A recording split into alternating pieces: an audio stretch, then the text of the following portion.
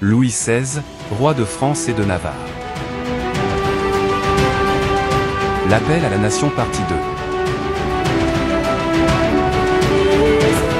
Louis XVI était emprisonné au Temple avec la famille royale lorsqu'il a fait ses lettres de l'appel à la nation.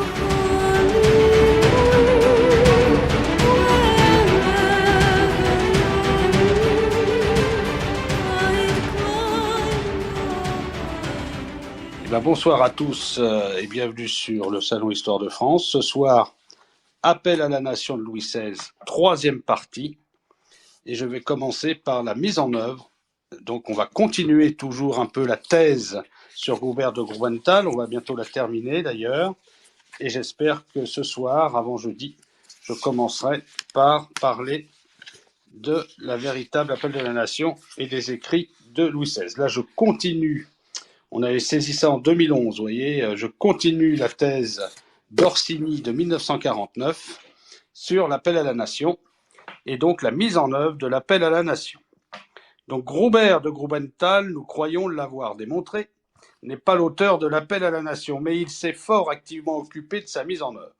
L'épreuve nous en a été conservée. C'est lui qui l'a corrigé après avoir confié le dossier à son imprimeur. Ce que nous avons pu voir des manuscrits laissés par notre héros ne nous permet pas et aucune hésitation à ce sujet. Par ailleurs, si Taschereau, qui ne devait avoir aucune compétence en la matière et n'a fait aucune recherche à ce sujet, connaît la qualité d'ancien avocat au Parlement de Goubert de Grubenthal, dont il n'est pas question dans l'épreuve.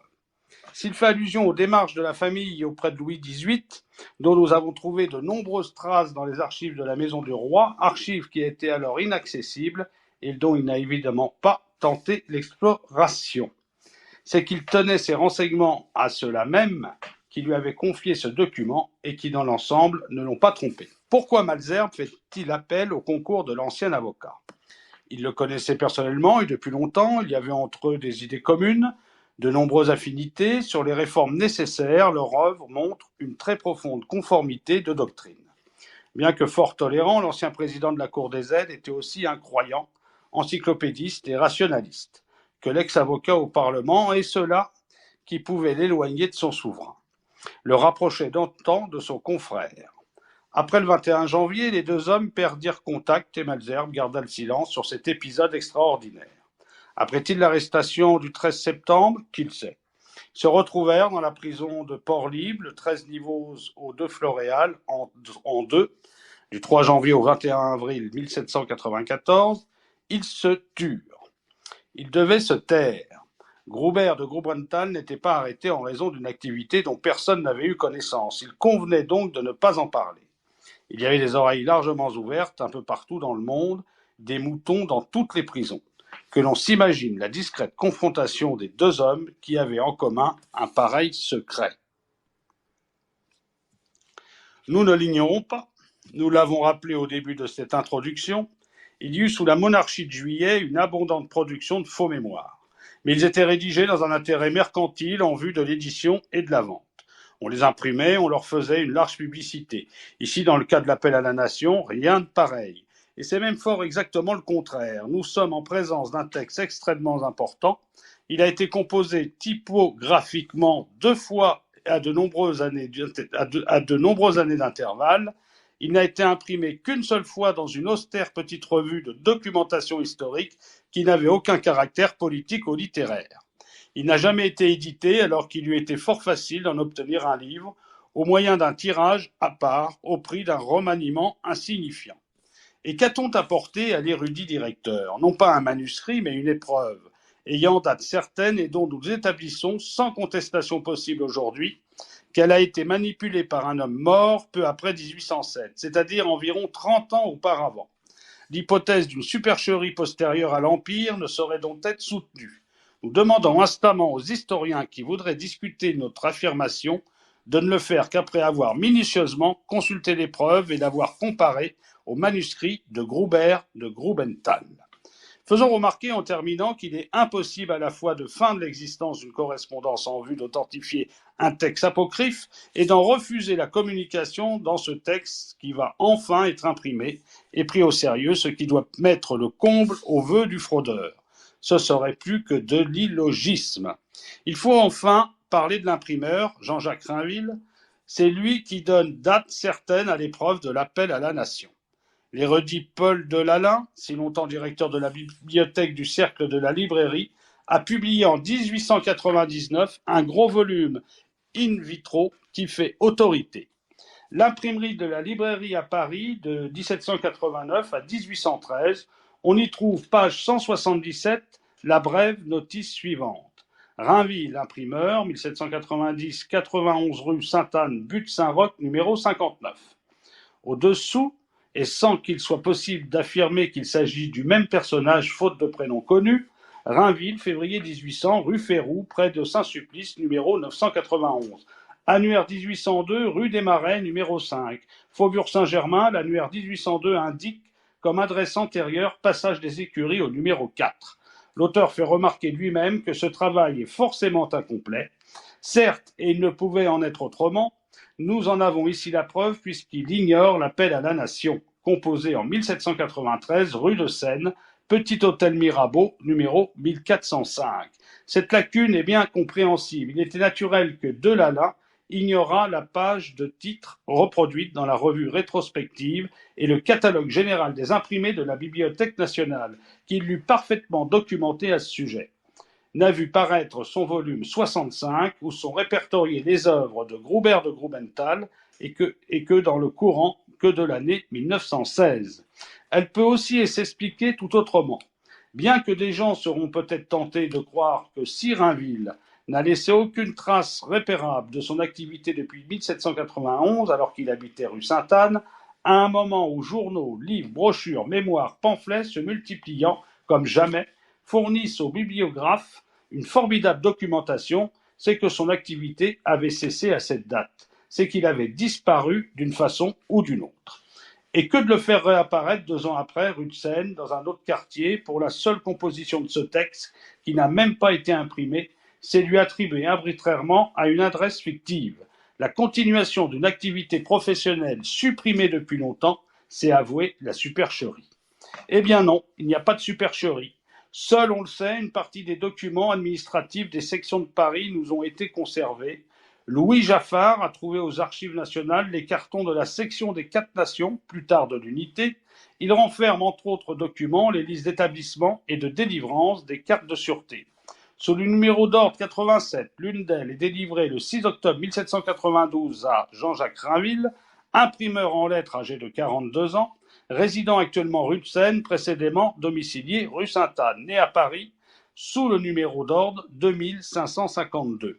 Une deuxième carte est délivrée le 22 juillet 1793 à Rainville Jean-Jacques, imprimeur âgé de 42 ans, résidant actuellement rue de Seine, né à Paris. C'est donc bien le même homme qui avait imprimé pour le compte de Gruber de Grubenthal le mémoire à messieurs les membres de l'Assemblée nationale en 1790.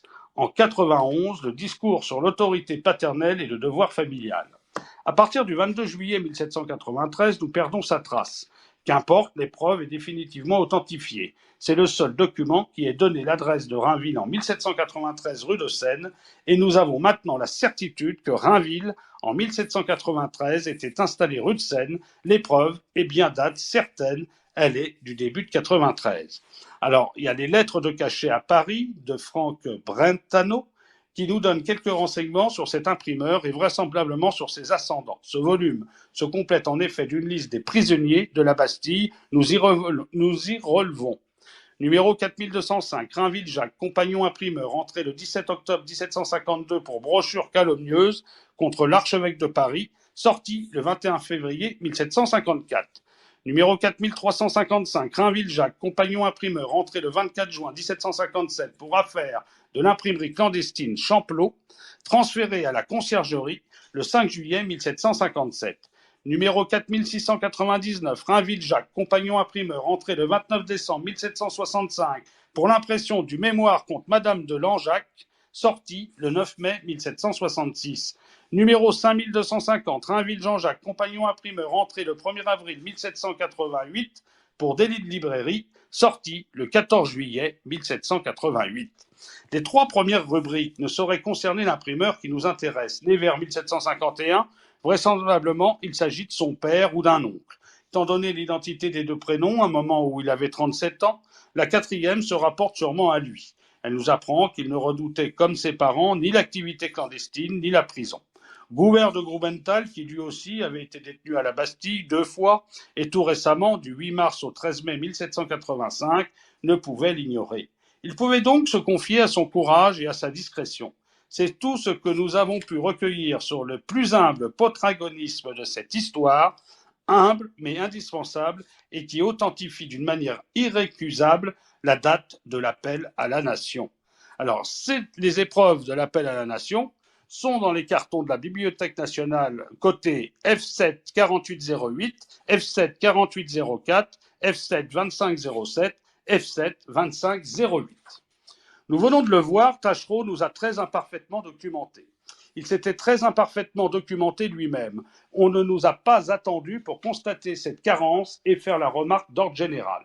Dans son numéro du 14 janvier 1898, La Révolution française, revue publiée sous la direction Dollard par la Société de l'histoire de la Révolution, il donnait un article anonyme intitulé « Documents sur la Révolution dans les diverses revues rétrospectives, notes bibliographiques ». On y trouve ce jugement. La revue rétrospective que Taschereau publia jadis contient de nombreux documents relatifs à l'histoire de la Révolution. Ces documents sont souvent intéressants, quelquefois importants. Ils semblent avoir été publiés avec soin et avec exactitude, quoi qu'il soit regrettable que dans le recueil de Taschereau, les sources ne soient pas mieux indiquées et caractérisées et qu'il manque parfois les commentaires et les explications les plus indispensables. En tout cas, il est bon de savoir ce que ce recueil renferme d'utile à nos lecteurs et sans entreprendre aucunement la critique soit interne soit externe de ces textes, nous allons indiquer ceux qui se rapportent directement ou indirectement à l'époque de la Révolution.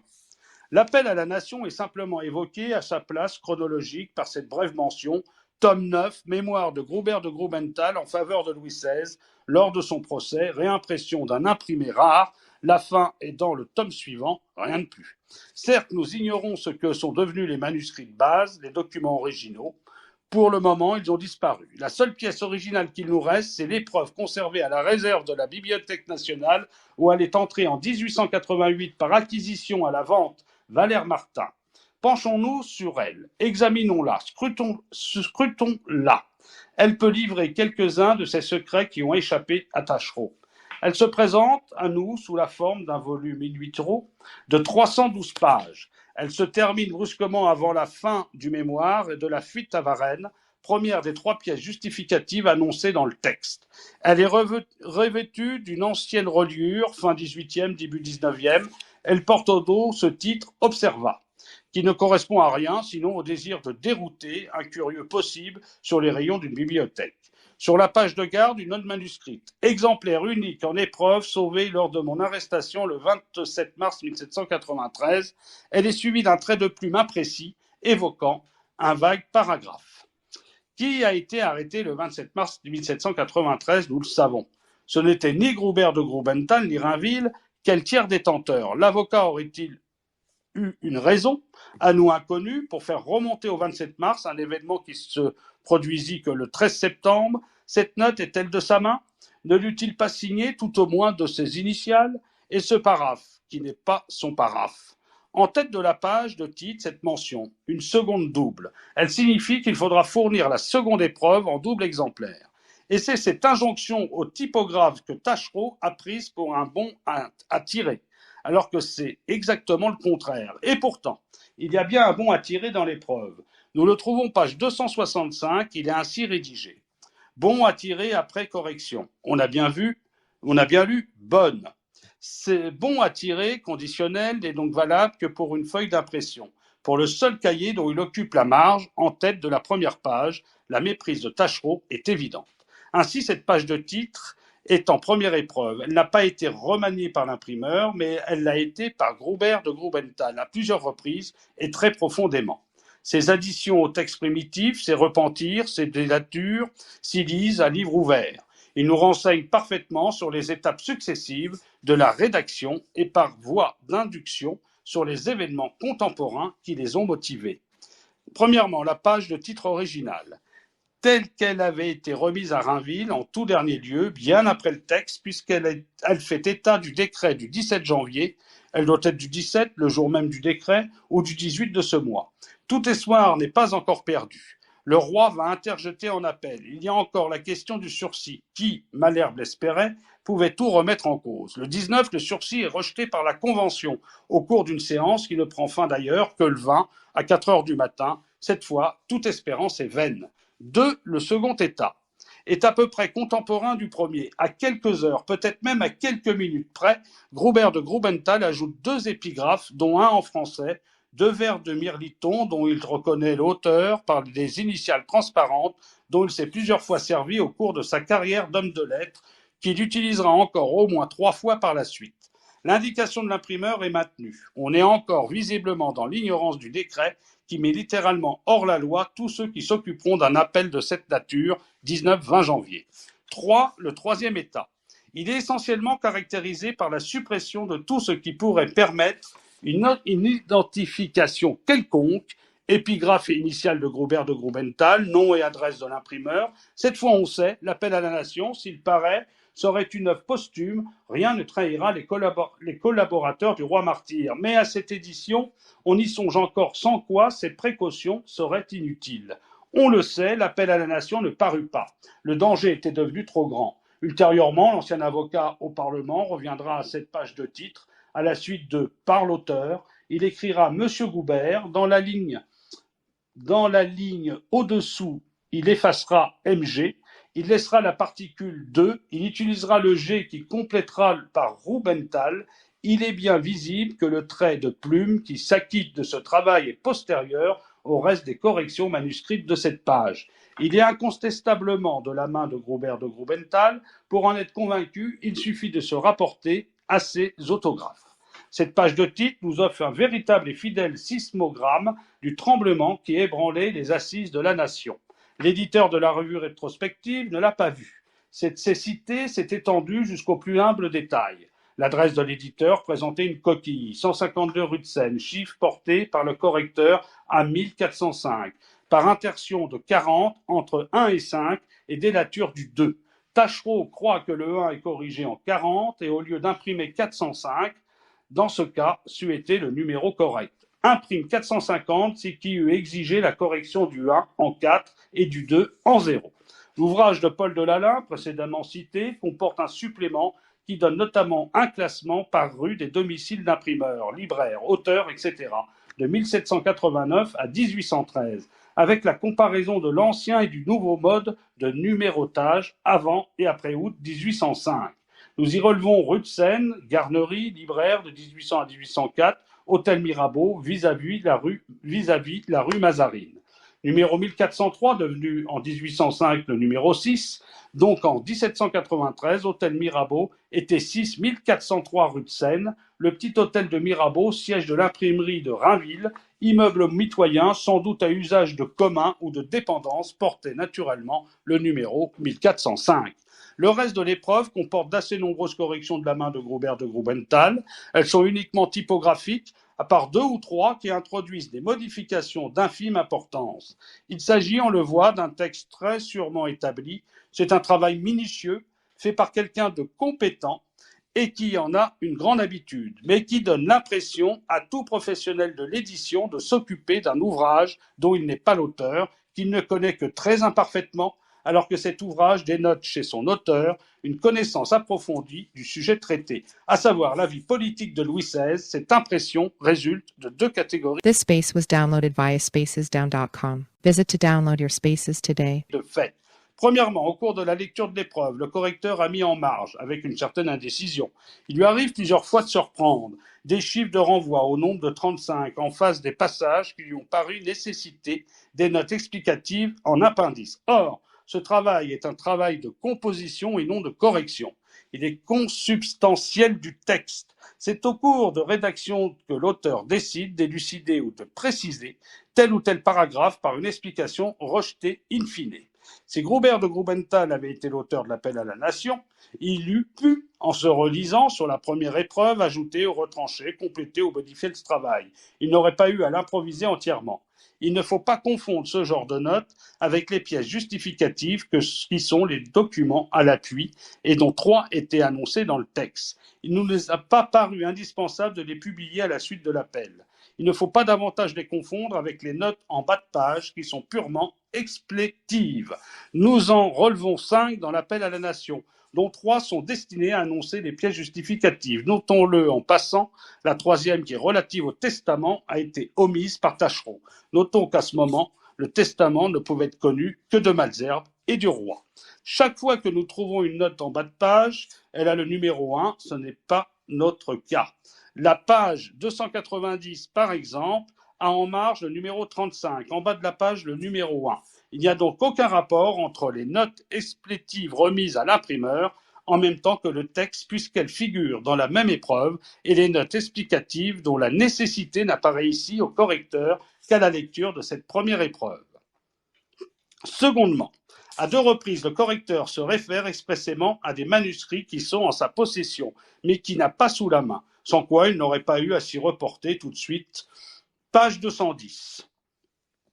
Réponse au 8e chef. En marge, vérifier le manuscrit. Page 211. Réponse au 9e chef.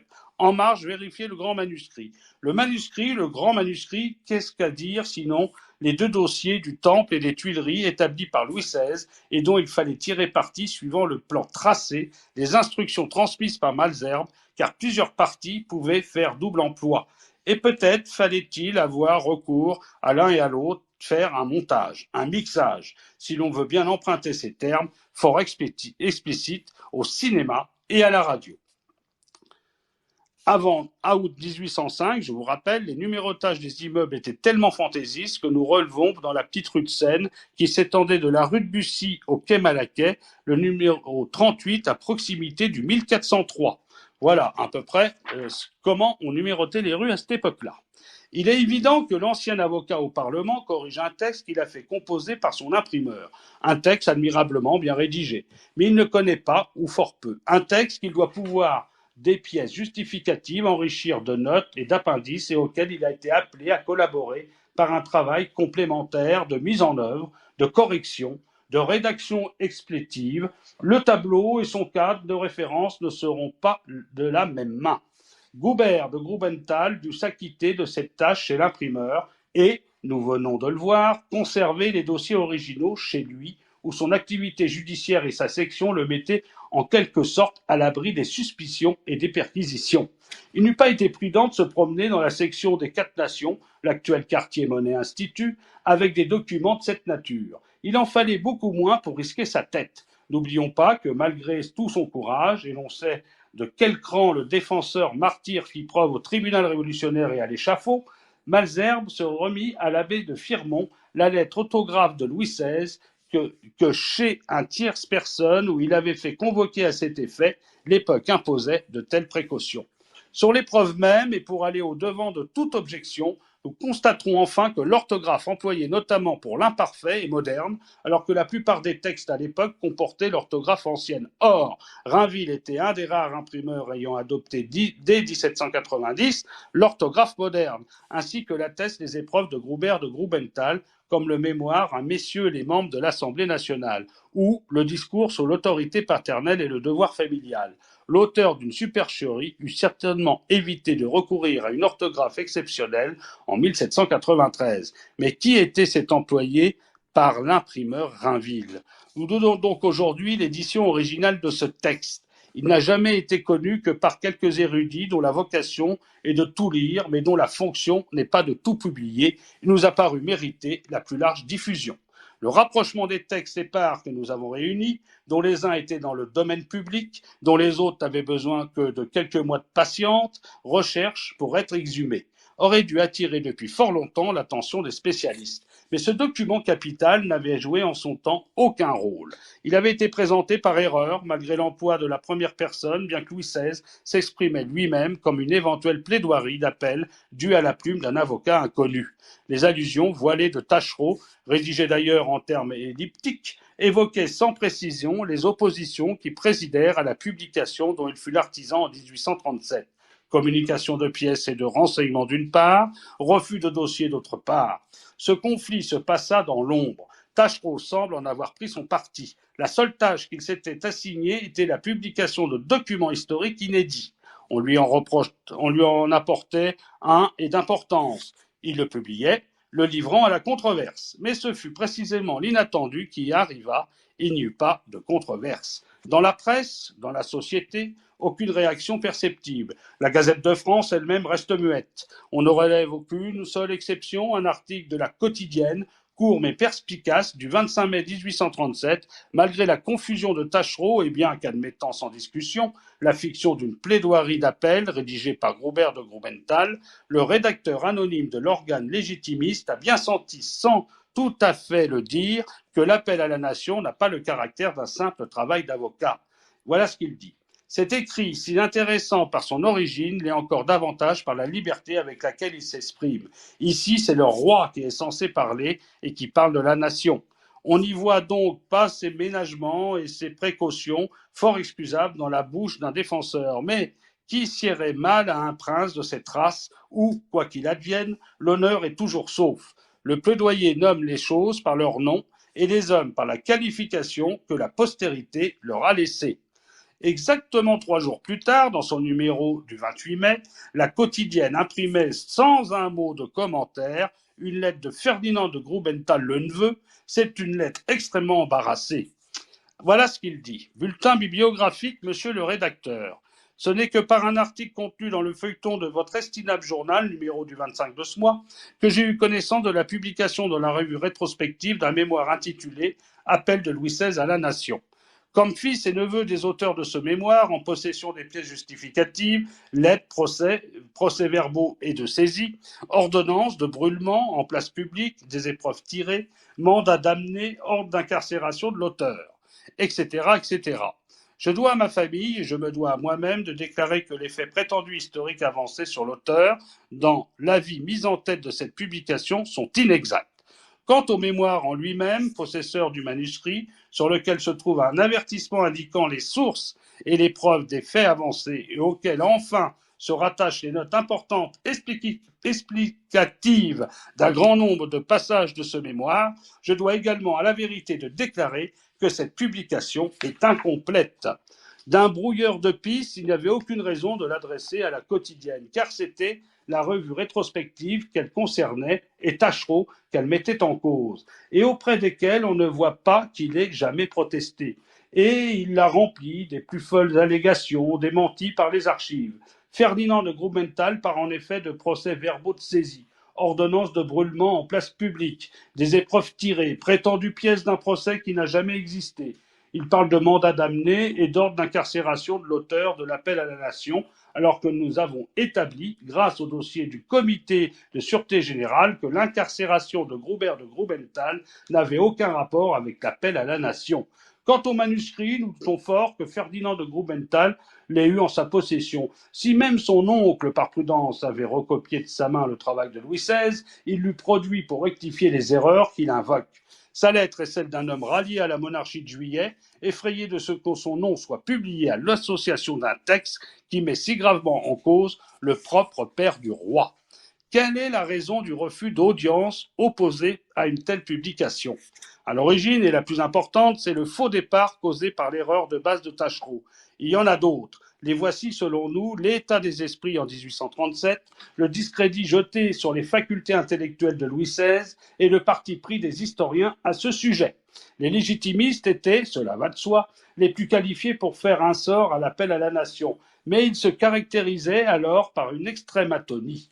Ils étaient pour un temps fossilisés, ils ne s'étaient pas encore remis de la récente équipée de la duchesse de Berry, les ralliés à la monarchie de Juillet, si nombreux par lassitude et par intérêt, ne tenaient pas, comme le neveu de Groubert de Grubenthal, à attirer l'attention sur un document qui mettait en cause d'une manière aussi véhémente le duc d'Orléans, le régicide Philippe Égalité, père de Louis-Philippe. Les républicains et les bonapartistes s'en désintéressaient. Le discrédit jeté sur les facultés intellectuelles de Louis XVI interdisait de lui attribuer un texte de cette valeur. Le prendre au sérieux, c'était comme étant de Louis XVI, n'était-il point faire aux érudits l'effet du mathématicien Michel Charles achetant à l'imposteur Vrin Lucas des lettres de Marie-Madeleine s'adressant à Jésus-Christ en le traitant de très cher sire et aimé sauveur. Personne ne se préoccupa d'entendre les descendants directs des personnages mis en cause. Le silence se fit, il ne fut pas rompu. Ce texte rentra dans l'ordre dont il n'était sorti que la durée d'un jour. À ceux qui s'étonneraient ou douteraient, nous demandons de lire avec soin l'appel à la nation. Nous nous sommes volontairement abstenus de toute critique littéraire du texte. Il faut en laisser le soin au lecteur. C'est lui qui découvrira dans chaque ligne ce ton simple et humain qui ne peut appartenir qu'à celui qui a ressenti ce qu'il exprime. Nous nous sommes efforcés de nous placer presque exclusivement sur le plan des constatations matérielles et psychologiques. Nous avons établi d'une manière indiscutable que l'appel avait été imprimé en 1793. Qui d'autre que Louis XVI eût pu l'écrire ou en écrire l'essentiel à cette époque, dans un temps aussi bref, avec la connaissance de tant de faits? Qui d'autre que lui aurait pu avoir cet accent sincère de confession et à la fois royal? Qui d'autre que lui aurait-il pu écrire l'admirable page où il se refuse de rendre compte de sa vie privée? Pourquoi, si Groubert de Grubenthal en avait été l'auteur, aurait-il passé sous silence et caché ce magnifique monument quand on songe au travail qu'il aurait fallu pour l'ériger? Pourquoi l'idée serait-elle venue de Groubert de Grubenthal d'un appel à la nation? Pourquoi, si l'appel eût été son œuvre spontanée, l'avoir fait suivre des pièces justificatives? Pourquoi, s'il se fût agi d'une plaidoirie, aurait-il fait parler le roi à la première personne? En quoi ce texte pouvait-il être une plaidoirie, qu'on le compare à celle de XVI? En réalité, l'appel à la nation ne peut n'émaner que de Louis XVI. Qu'il ait été aidé dans sa rédaction de nombreux passages, ce n'est pas douteux. Mais l'œuvre demeure la sienne, dans son inspiration comme dans son style. Elle permet de répondre à l'historien Aubry, qui, après avoir analysé le testament de Louis XVI, s'interroge et s'étonne que le descendant de Henri IV et de Louis XIV ne se soit point adressé à la nation dont il a été le chef et devient la victime, et n'ait point tiré pour elle de sa catastrophe un solennel avertissement. Cet étonnement était légitime. Il n'est point de chef qui se soit laissé juger et condamner sans avoir voulu se justifier aux yeux de son peuple. Il n'est point de chef qui se soit laissé juger et condamner et qui se contente d'un testament de caractère privé. Ce serait contraire à la vérité psychologique. Louis XVI avait préparé sa justification devant la nation et lui avait donné le solennel avertissement que l'historien attendait.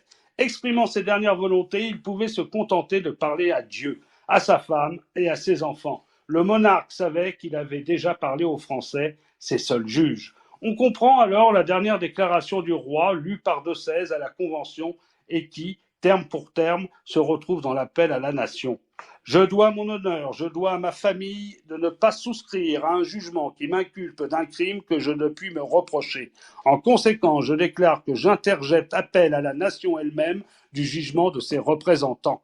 La rédaction de ce passage est du 16 janvier. Depuis le 15 janvier, le roi a appris que la Convention avait rejeté l'appel devant le peuple. Lorsque le 17, il fait dire à l'Assemblée qu'il interjette appel à la nation du jugement de mort, il sait donc que ce n'est point, même s'il a recours à un terme technique, d'un appel de caractère juridique. Il en appelle à la nation comme d'autres à l'histoire ou à la postérité, et il le proclame devant ses juges, son appel est prêt. C'est celui que le lecteur va lire. La meilleure épreuve de son authenticité, c'est encore dans ses pages les plus émouvantes, le texte lui-même, fait par Jacques Izorni en 1949, saisi par Denis Bataille et Monsieur le comte de Princey Emmanuel Girard en 2011. Voilà à peu près l'introduction par rapport au texte de l'appel de Louis XVI, roi de France, à la nation. Je vais maintenant aller à l'essentiel et au texte lui-même. D'abord, je vais vous faire de l'appel de Louis XVI, roi de France à la nation, la présentation du texte dans la revue rétrospective. Voici l'un des plus importants documents, le plus important peut-être que la revue ait été juste ici mise à même de publier. Nous devons dire l'histoire de cet écrit et comment il est venu à nous. Les défenseurs de Louis XVI étant absorbés tout entiers par les débats si exigeants du procès de ce prince, M. de Malherbe chargea Groubert de Grubenthal, avocat au Parlement de Paris, de préparer un mémoire en faveur du monarque accusé, pour le cas, très probable, dès la première audience où il serait condamné et dans l'espoir, moins fondé, que les juges admettraient l'appel à la nation du jugement qu'ils auraient rendu. Une correspondance de M. de Malherbe, léguée par Groubert de Grubenthal à sa famille, traçait à celui-ci le plan qu'il avait à suivre. Nous aurions désiré pouvoir le publier en tête de ce mémoire, mais les héritiers de son auteur, n'envisageant pas, comme nous, les intérêts de l'histoire, ont cru voir à la publication du document qu'on va lire des inconvénients qui ne pouvaient nous frapper. Et ce dissentement a dû nous faire renoncer à l'espoir de toute communication de leur part. Robert de Grubenthal remplit la mission qui lui avait été confiée. Son appel fut livré à l'impression et les feuilles revues par lui furent tirées durant le procès.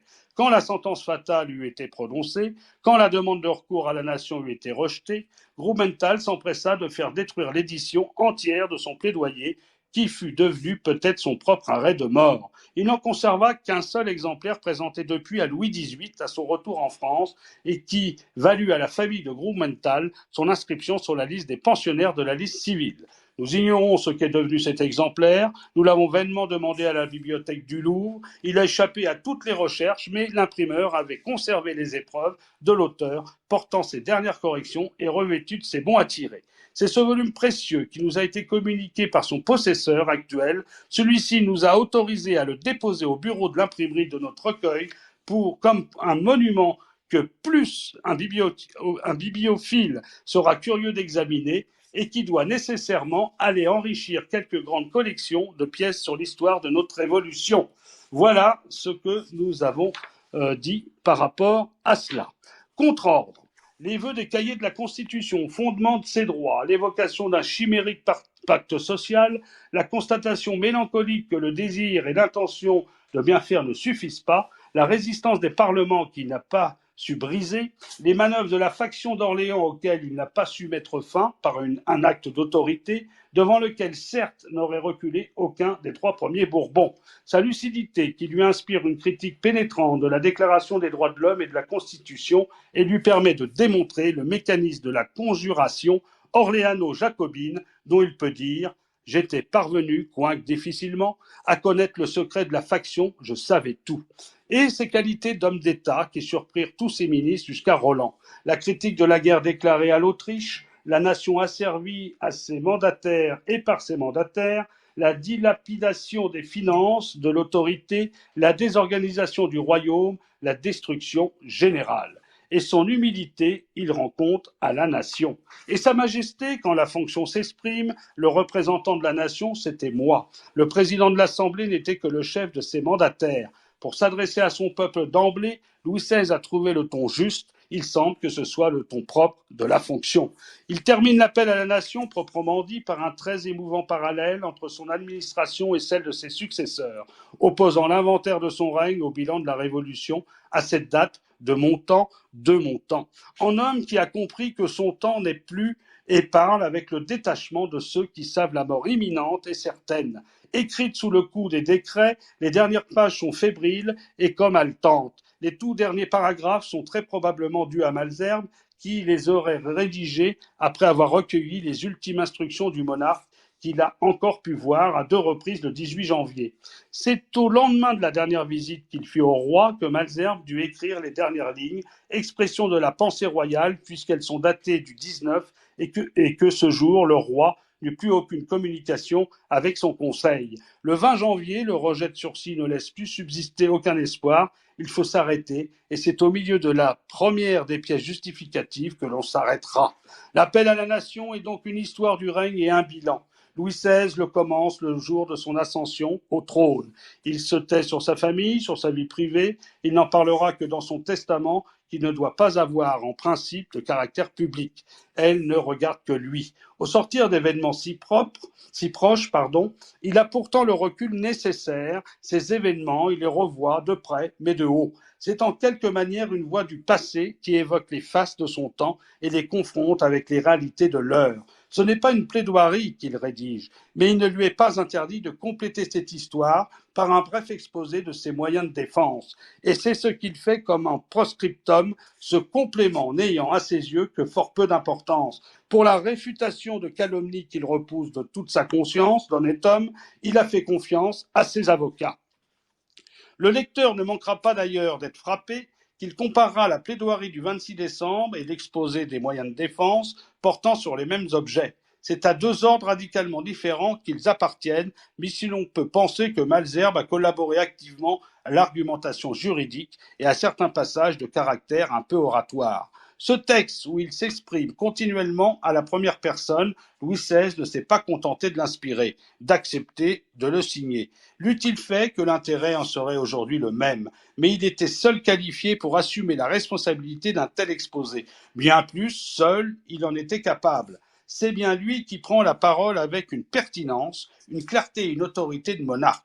Dans ce texte, il n'est rien qui ne puisse être de lui. Et si l'on réfléchit, à peu près rien à l'époque où il est écrit qui puisse être d'un autre. Il ne peut pas être surtout, nous allons le voir maintenant, de celui qu'ont cru l'auteur, de Groubert de Grubenthal, Robin quinquagénaire à mi-chemin de la soixantaine, que rien, absolument rien, ne prédisposait à un aussi stupéfiant tour de force accompli en moins de 5 semaines. Ce qui est étrange, c'est de constater à quel point ces documents capitaux, ces témoignages décisifs, peu connus il est vrai, mais cependant tombés dans le domaine public, brochure de Necker, lettre de Louis XVI à Malesherbes, de La Rochefoucauld à Liancourt, à Malesherbes, de Bertrand de Molleville au président de la Convention, de Malesherbes au comte de Provence, ont paru négligés. Comment ceux qui ont lu l'appel à la nation dans la revue rétrospective n'ont-ils point fait les rapprochements nécessaires avec le mémoire dont l'existence aux Tuileries, la disparition le 10 août, la présence entre ses mains des révolutionnaires était ainsi certifiée au-delà de tout doute? Comment n'ont-ils point été frappés par la profonde identité d'inspiration, de style entre le manifeste de Varennes, la lettre au prince, le testament surtout, et cet appel à la nation? Est-il possible que deux hommes différents aient pu écrire ces textes? S'il est destiné à produire un grand effet, l'appel à la nation ne doit pas être une œuvre posthume. Il faut le diffuser en temps utile. Un concours extérieur est indispensable. Il faudra quelqu'un pour assumer la composition typographique, la correction des épreuves, la recherche des pièces justificatives, la rédaction des notes indispensables, l'impression et le brochage du texte dans les délais les plus courts, dans le secret le plus absolu. Cette personne doit être capable et, tout à la fois, assez obscure pour ne pas attirer prématurément l'attention des mouchards et des autorités. Malesherbes arrête son choix sur un ancien avocat au Parlement, Groubert de Grubenthal. Il lui remet les documents, lui donne ses directives. Le temps presse et il faut faire vite. À une époque qui ignore la composition mécanique, où le tirage se fait encore à la presse à bras, à peine modifié depuis Gutenberg, et surtout le secret s'impose. C'était la loi indispensable d'une telle entreprise. Il fallait éviter qu'elle fût prématurément portée à la connaissance des ennemis. Le père Duchesne, d'Hébert, le journal de la République française, de Marat, l'ami du peuple, les deux redoutables pourvoyeurs de la guillotine. Quel était donc l'homme qui accepta cet office?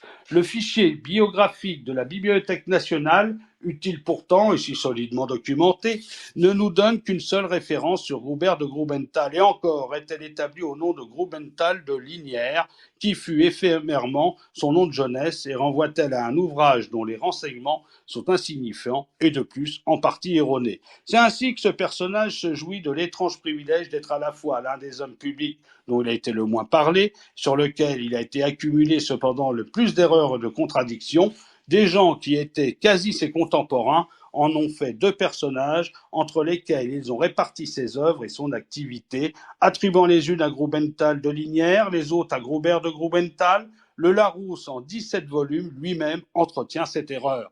De deux personnes distinctes, il est vrai que Grubenthal est en quelque peu responsable à l'origine, ayant porté le premier de ces noms pendant sa jeunesse, le second pendant sa maturité. Vous savez combien ces changements de nom au cours d'une même vie étaient fréquents sous l'Ancien Régime. Mais pour l'un comme pour l'autre de ces deux Grubenthal ou Grubenthal, il n'est point question du procès de Louis XVI, de l'appel à la nation, des 14 mois de détention qu'il a subis sous la Terreur et dont nous parlerons plus loin. Rien de plus obscur jusqu'à maintenant de cette vie.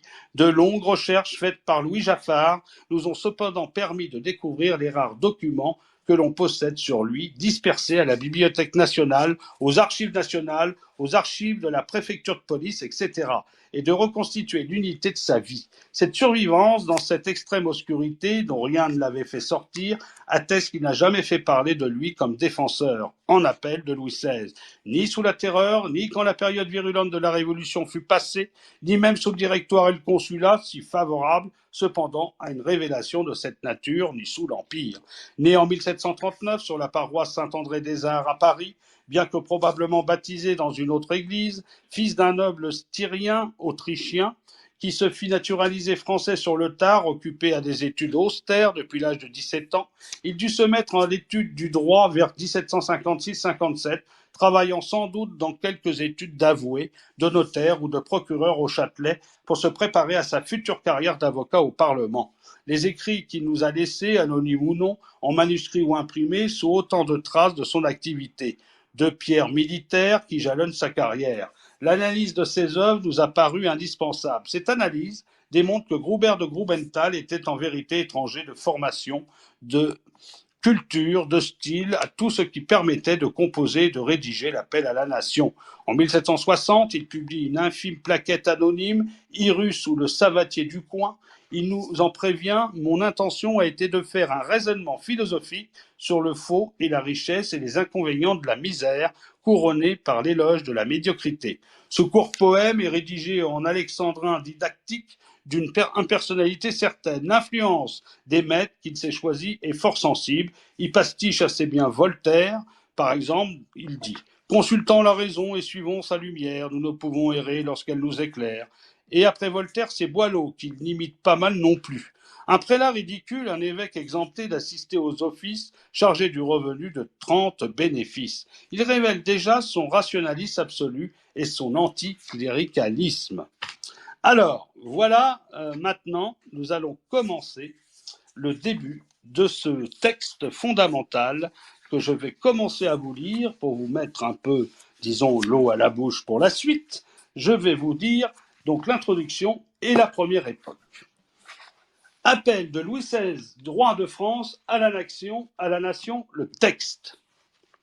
Pendant 18 ans et 3 mois, j'ai gouverné la France. Dans cet espace de temps, j'ai été souverain par ma naissance, ensuite suspendu dans l'exercice de mon autorité, bientôt après rétabli sous le titre de roi constitutionnel des Français. Ensuite emprisonné, destitué, livré à tous les outrages, enfin accusé par la Convention nationale, et j'ai touché au moment d'être jugé sans pouvoir même être entendu. La contrariété de ces vicissitudes étonnantes tient à des ressorts que le temps découvrira sans doute et qui ne sont presque déjà plus un mystère. Les dangers qui, depuis près de 4 ans, ont environné, qui même environnent encore plus que jamais ma personne, ne sont rien pour moi. Et si le sacrifice de mes jours pouvait opérer le bonheur de la France, jaloux d'emporter en son estime et ses regrets, je lui ferais l'hommage de mon existence. Mais on m'accuse, on me peint comme le dernier des tyrans, on m'inculpe de crimes de tout genre, dont l'idée seule n'a même jamais trouvé place dans mon esprit, et moins encore dans mon cœur. L'existence n'est rien pour moi, la réputation est tout. Je livrerai volontiers l'une et sans regret, mais je défendrai l'autre avec tout le courage de l'innocence et toute l'énergie de la vertu. C'est à vous, peuple français, de me juger. Vous avez été le seul objet de toutes les actions de ma vie. Je vous en dois le compte et je vais vous le rendre avec la franchise qui n'a cessé de me caractériser, que mes ennemis, que mes accusateurs, que mes juges même en fassent autant. Et vous connaîtrez bientôt les coupables, s'il en existe. La durée de mon règne se partage naturellement en 5 époques. L'une depuis mon avènement au trône jusqu'à la première assemblée des notables, la seconde depuis cette assemblée jusqu'à celle des États généraux, la troisième depuis leur convocation jusqu'à la seconde législature, la quatrième depuis l'ouverture de cette assemblée jusqu'au 10 août 1792, et la dernière depuis ce fatal moment jusqu'à celui où doit paraître ma défense. Ô vous, Français, que j'aimais tant, et dont le bonheur me fut si cher malgré qu'on puisse dire. Lisez sans prévention, vérifiez les faits que j'articule. Ils ont chacun leurs preuves et jugez, d'après cela, qui sont les plus méchants de mes accusateurs ou de moi. Je n'implore ni votre indulgence, ni votre sensibilité. Je me borne à réclamer votre justice et l'autorité des lois, s'il en existe encore. Événement de mon règne, première époque. Le 10 mai 1774, le décès imprévu de mon aïeul me porta sur le trône. Je n'avais pas encore atteint ma 20e année. Je voulais le bien, j'étais sans expérience. L'État était accablé des dettes, de 2 règnes, les finances dans un état d'épuisement, les lois et les tribunaux dans un état de langueur, les abus à leur plus haute période. Les mœurs au comble de la corruption. Tels étaient les auspices sous lesquels je me fis charger des rênes du gouvernement Que pouvais-je, que devais-je faire dans une position aussi critique? Tout autre à ma place, à mon âge, ébloui par le faste de la cour, par les plaisirs qui environnaient le trône, aurait oublié ses devoirs pour ne s'occuper que de ses jouissances. Je ne vis dans ma position que les devoirs du trône et l'inexpérience de mon âge. Mon premier vœu fut le bonheur public, et de ce moment, j'ose dire, que je me suis jamais départi de ce sentiment. Je vis le besoin où j'étais de m'entourer des personnes qui, par leur réputation de talent, et de probité pourrait supplier à mon influence, j'appelais dans l'instant Maurepas. Disgracié de la cour depuis 25 ans, je le jugeais mûri par l'expérience autant que par l'âge, et je résolus de me rapporter entièrement à ses conseils.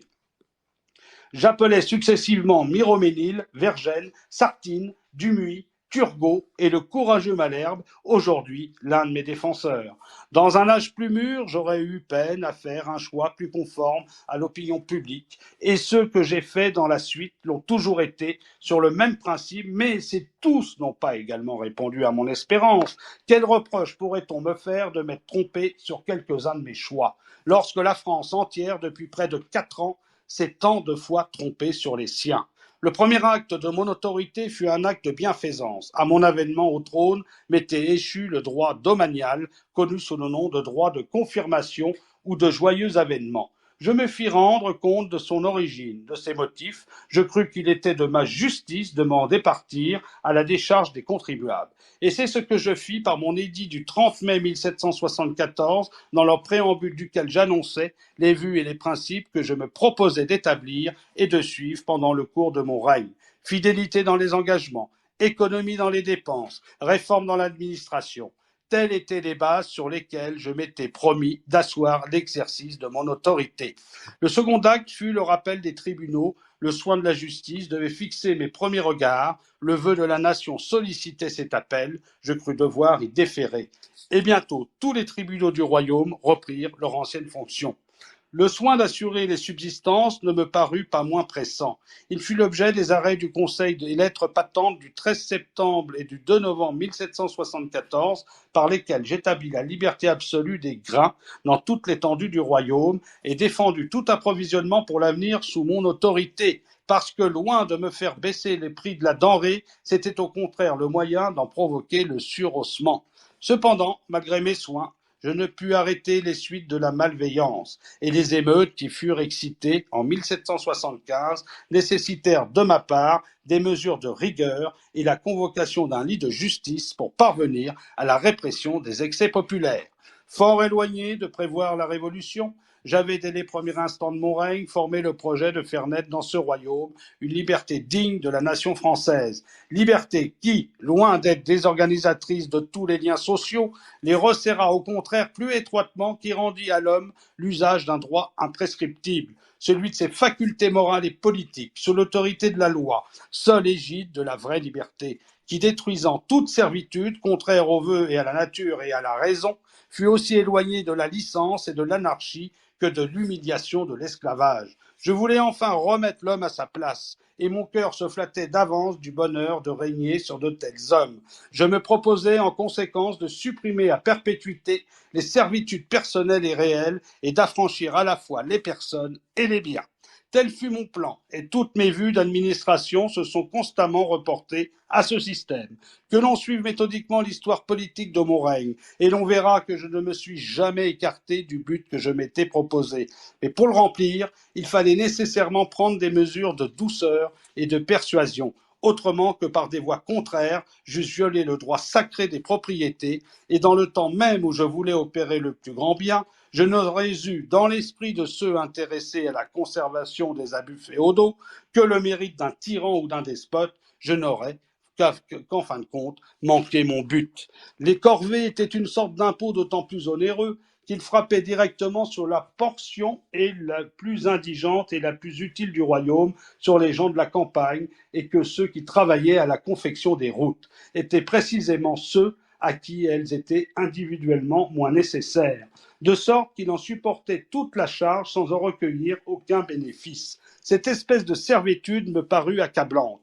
contraire à l'équité naturelle, contraire même aux intérêts de l'agriculture et du commerce. Je crus en conséquence devoir la supprimer et la remplacer par une prestation en argent répartie sur les propriétés foncières. Je crus devoir aussi supprimer l'usage abusif où le gouvernement était de prendre sur les propriétés territoriales et sans indemnité les terrains nécessaires à la confection des routes. Je crus que cet acte d'autorité, masqué sous l'apparence de bien public, n'était qu'une violation de propriété aussi injuste qu'abusive. Et je m'empressais de la proscrire, ainsi que la corvée par mon édit du mois de février 1776, dans le préambule duquel je développais tous les motifs de cet acte d'équité. J'espérais qu'un édit aussi juste n'éprouverait aucun obstacle. Je fus cependant obligé d'employer tout l'appareil de mon autorité pour réussir, et de tenir un lit de justice pour parvenir à l'enregistrement de cet édit. Tant il est vrai que le désir et l'intention de bien faire ne suffisent pas pour écarter les résistances. Cependant, cet acte de bienveillance éprouva quelque temps après une suspension, et ce ne fut que par une déclaration du 27 juin 1787 que la corvée en nature fut enfin définitivement abolie d'après l'assentiment des notables que j'avais convoqués. J'avais rendu libres les bras cultivateurs, je voulus également ramener le commerce et l'industrie à leur liberté naturelle.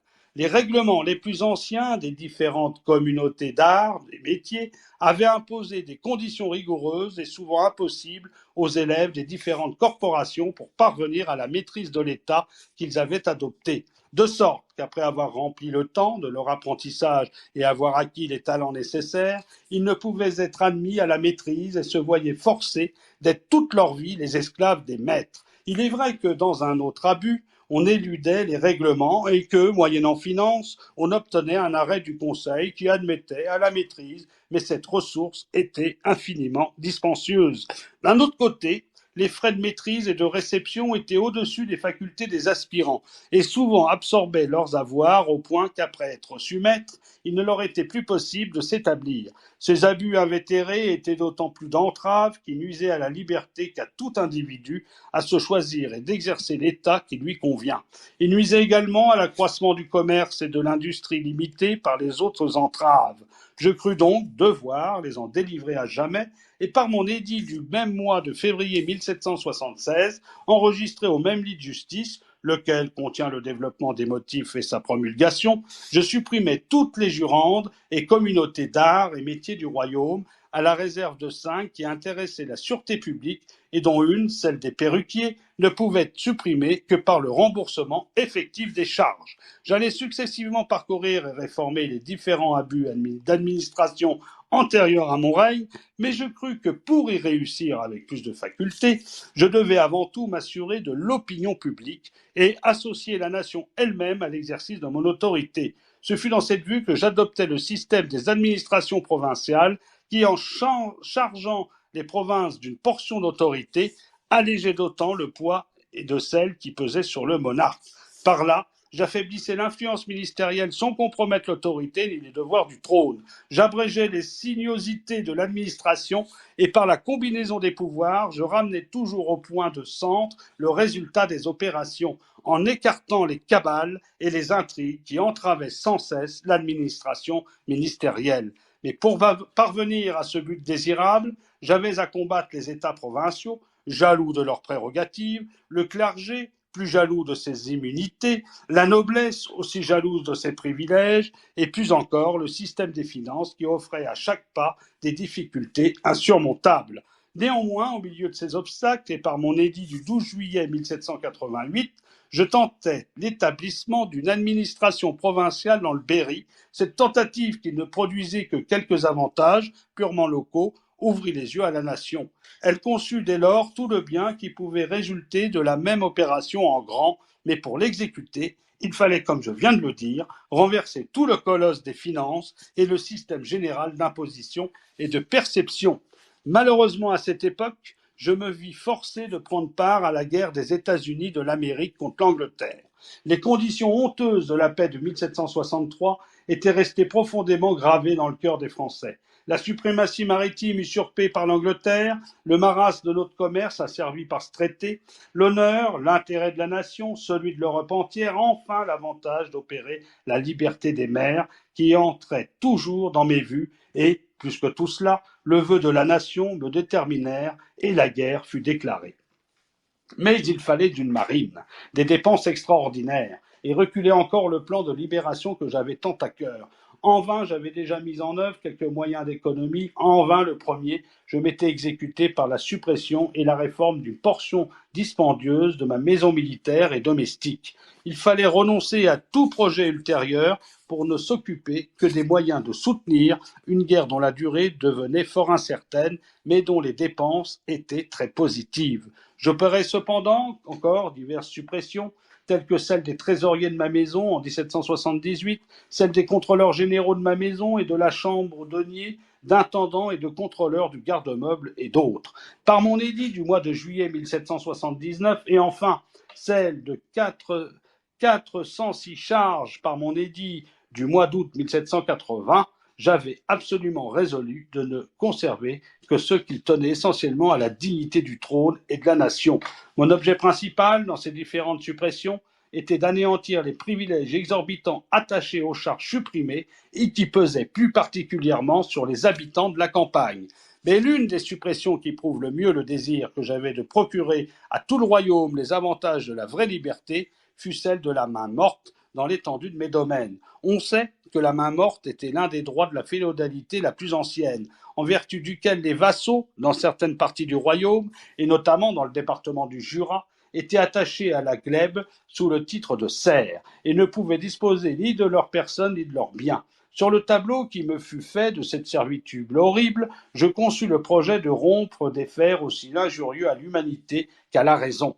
Ce droit était incontestablement contre nature et pouvait sans délaisser la justice être supprimé partout sans indemniser les seigneurs, mais c'eût été porter atteinte aux propriétés pour lesquelles je devais donner l'exemple du respect. Je préférais de racheter ce droit dans des temps plus heureux et je me contentais par mon édit du mois d'août 1779 de le supprimer dans l'étendue de mes domaines, persuadé que mon exemple serait suivi par la totalité ou du moins par une partie des seigneurs qui jouissaient d'un droit semblable. Et c'est dans cet édit que j'ai le plus particulièrement annoncé que je mettais ma principale gloire à commander une nation libre et généreuse. L'administration intérieure du royaume fut nécessairement languissante. Pendant toute la durée de la guerre, je ne pus me livrer qu'à quelques actes de bienséance et d'humanité. De ce nombre furent les améliorations que j'apportais dans le régime des hôpitaux et des prisons, sur le compte qui me fut rendu à l'insalubrité de ces asiles de l'indigence et de l'usage barbare de faire coucher ensemble jusqu'à 6 malades attaqués de maladies différentes. J'employai aussitôt les moyens provisoires qui étaient en mon pouvoir pour remédier aux abus principaux de l'administration de ces maisons, en me réservant à l'égard des hôpitaux de procurer à ces établissements tous les avantages que l'humanité souffrante avait le droit d'en attendre. Et je n'ai pas vu sans regret que la contrariété des circonstances eût éloigné l'exécution de mon projet. La paix de 1783, une fois conclue, et la liberté des mers acquise à l'Europe entière contre la suprématie maritime de l'Angleterre, enfin le traité de commerce arrêté entre les deux puissances, il ne fut plus question que de profiter des avantages de la paix pour rétablir ou plutôt ramener l'ordre dans l'administration du royaume.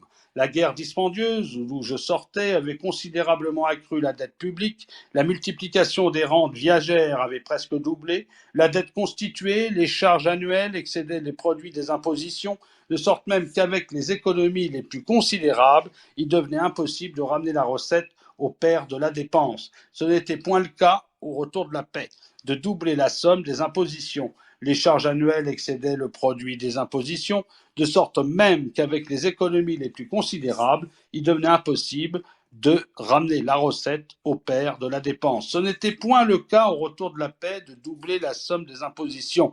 La mesure ruineuse des emprunts devait avoir un terme. Il fallait donc recourir à des moyens solides et justes pour éviter à la fois l'ignominie d'une banqueroute scandaleuse et la ruine des contribuables. Une seule marche pouvait conduire à ce but désirable, changer la forme et l'assiette des impôts, les réduire tous à une seule dénomination écarter par là même tout arbitraire, égaliser les contributions dans la progression proportionnelle des revenus, simplifier les opérations dans toutes les parties de finance et d'administration, simplifier surtout le mode de perception, supprimer l'étonnante multiplicité des impôts renaissants sous 1000 dénominations différentes, supprimer conséquemment et le bénéfice excessif des fermiers et la multiplicité de leurs agents, et les frais ruineux qui en étaient la seule, en un mot, former dans tout le royaume l'établissement salutaire des administrations provinciales. Telle était la mesure à suivre et l'impôt subvenait à tout. Mais pour parvenir à ce but, il fallait lutter à la fois contre les privilèges des provinces à capitulation, contre les réclamations des États provinciaux, contre les prérogatives de la noblesse, contre les immunités du clergé, contre les prétentions des cours souveraines et contre l'or et l'avidité des financiers. Or, un rempart aussi formidable n'était pas facile à forcer. Chef de mes conseils, je ne voulais avoir que mon opinion et ma voix. Autrement, l'établissement des conseils eût été dérisoire. Si ma volonté personnelle eût été prépondérante, et si dans les choses mêmes les plus justes, j'avais voulu faire prévaloir mon opinion, j'aurais vu chaque jour naître des obstacles sans nombre à l'exécution de mes volontés. J'avais l'intention de faire le bien, mais je ne pouvais répondre que de la mienne. Et forcé de partager mon autorité pour l'exécution de mes plans, je ne pouvais répondre de leur succès. Je voulus donc prendre une mesure qui, en fortifiant mon autorité de l'opinion et de la volonté publique bien prononcée, devint à moi-même un point d'appui pour l'exécution de mes desseins. Et pour le bonheur général de la France, le parti le plus simple était d'assembler les notables de mon royaume, de leur présenter le tableau de situation de l'État, les moyens de salut qui existaient, et de prendre leur opinion sur les plans qui leur seraient proposés. Tel fut le parti auquel je fixais ma détermination. Eh bien, je vous remercie. J'ai été très heureux de vous lire la fin du préambule par rapport aux origines de l'appel à la nation de Louis XVI. J'ai fini la première époque. Je vous donne rendez-vous jeudi pour la seconde époque. J'espère que cela vous a paru nécessaire à une continuation d'un tel texte que je vous garantis va vous réserver quelques surprises et surtout une grande admiration pour que ce fût le roi Louis XVI. Je vous remercie.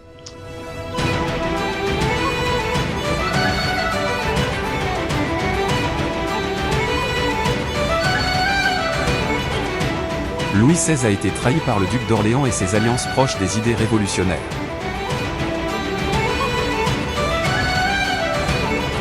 Nous espérons que le récit sur l'appel à la nation partie 3 vous aura plu et vous aura apporté des réponses sur le roi. Nous vous donnons rendez-vous pour une nouvelle histoire de France, l'appel à la nation partie 4.